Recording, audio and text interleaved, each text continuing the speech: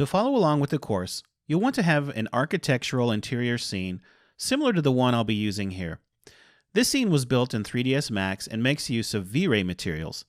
But you could just as easily use a scene from Maya or Blender, and you could also opt for standard materials.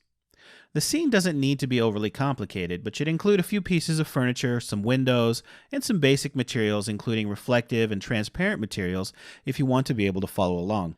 A great example scene you could use is also found in the Unreal library under Learn. If we just click on Learn and then scroll down a little bit and look for the realistic rendering scene, you'll find this is a great example of an architectural interior that has photorealistic rendering. You can always load this up into Unreal and work with this scene if you want to follow along if you don't have a scene of your own.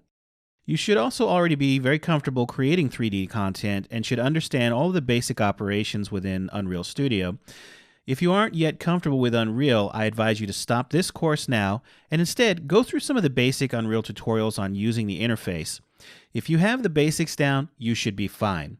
I'll be touching on data preparation in this course briefly, but for a much more detailed walkthrough on preparing your assets for Unreal Studio, be sure to check out my course on data preparation. It goes into a lot of depth on all the different types of assets you'll be sending over into Unreal Studio and some of the preparation you'll need for those assets. For additional help beyond this course, be sure to visit the Unreal Launcher, click on Learn, and at the very top you'll find links to the documentation as well as the Unreal YouTube channel and of course the Unreal Wiki. These resources provide a vast knowledge base on using Unreal.